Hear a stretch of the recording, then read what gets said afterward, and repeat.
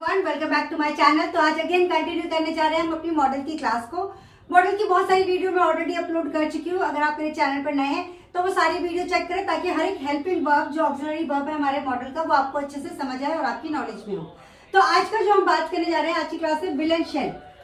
Will and shall आप already अपने tense में कर चुके होंगे। विल और शेल का हमें बताया जाता है यूज कि जब भी आप फ्यूचर की बात करते हैं, जैसे कि मैं जाऊंगा, आऊंगा, बोलूंगा, सोचूंगा, आप नॉर्मल स्टेटमेंट दे रहे हैं तो आप लगाते हैं आई और वी के साथ शेल, बाकी सभी के साथ विल। राइट, हमने टेंस में क्या सीखा है? टेंस में हमने सीखा है I and we use shall, right, और विद अदर्स ना, others with other helping verb we use will. Right, यही हमने सीखा है। बट मॉडल में जब हम बात करते हैं फ्यूचर के स्टेटमेंट की, इसकी फ्यूचर के स्टेटमेंट की, और आइडेंटिफिकेशन हमारी सेम होती है, जैसे कि गा गे गी क्या होती है? गा गी गे।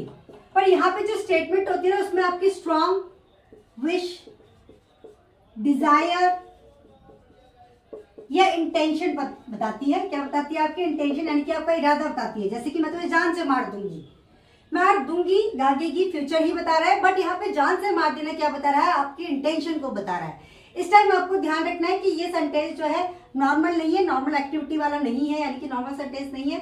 तो आपको इसे मॉडल के अकॉर्डिंग यूज करना है। तो मॉडल में क्या कहते हैं? हम करते हैं शेल यूज करते हैं। पहले मैं आपको फिर बता देती हूँ। विल यूज करते हैं विद आई एंड वी, यानी कि अपोजिट कर देते हैं। हम क्या कर देते हैं? इसे उल्टा कर देते हैं। जिनके साथ हम शेल लगाते हैं यहाँ पे हम मॉडल में क्या कर देते हैं? आई और वी के साथ शेल। विद अदर्स, बाकी सबके साथ आई और वी को छोड़कर हम क्या लगा देंगे? शेल। तो सबसे पहले आपको बता चुकी हूँ कि यहाँ पे हमें क्या करना होता है? उल्टा करना होता है। आई और वी के साथ विल लगाना होता है और बाकी रेस्ट ऑफ द सेंटेंस यानी कि with rest of the subjects हमें लगाना होता है शेल। जैसे कि एग्जांपल लेते हैं ताकि अच्छे से क्लियर हो जाए। जैसे मैं तुम्हें जान से मार दूंगी, ठीक है। एक और एग्जांपल ले लेते हैं ताकि दोनों में आपको अच्छे से समझा पाऊं। जैसे वह तुम्हें वह तुम्हें धोखा देगा, धोखा देगा ही। अब देखो इसे मस्ट भी लगा सकते हैं, पर अगर आप इसे फ्यूचर के टेंस में ही कन्वर्ट करना चाहते हैं, इस वाले सेंटेंस में आप मस्ट करके भी बोल सकते हैं। पर अगर आपको मॉडल में विल और शेल यूज करना हो फ्यूचर के अकॉर्डिंग तो आप कैसे यूज करेंगे? तो सबसे पहले मैं तुम्हें जान से मार दूंगी, आई, और आई के साथ विल। जैसे कि मैंने बताया सेंटेंस में क्या है, बहुत ही आपकी इंटेंशन को बता रहा है। तो I will kill you, opposite कर दिया हमने, राइट। और यही बात मैंने नेक्स्ट लिखा, वह मुझे धोखा देगा ही। मैं मस्ट करके भी लगा सकती हूँ। अगेन मैं आपको बता रही हूँ, मस्ट करके भी आप इस सेंटेंस को बोल सकते हो। पर अगर फ्यूचर के अकॉर्डिंग तो वह यानी कि he shall cheat on me. Okay, तो इस तरीके से भी आप यूज कर सकते हो। अब जैसे कि जो मैंने आपको यहाँ पे सेंटेंस फ्रेमिंग बताई, इसका रूल बता देती हूँ। सब्जेक्ट आपको करना क्या होता है? विल एंड शेल में से जो भी आपको लगाना होता है वो लगाएं। फिर वर्ब की फर्स्ट फॉर्म ही आती है और ऑब्जेक्ट।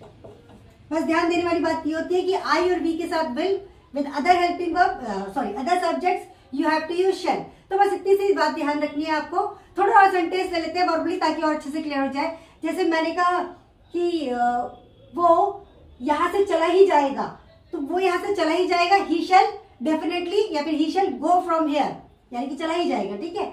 मैंने कहा हम तो मदद करेंगे ही करेंगे, यानी कि इस तरीके से आप बोलना चाहते हैं।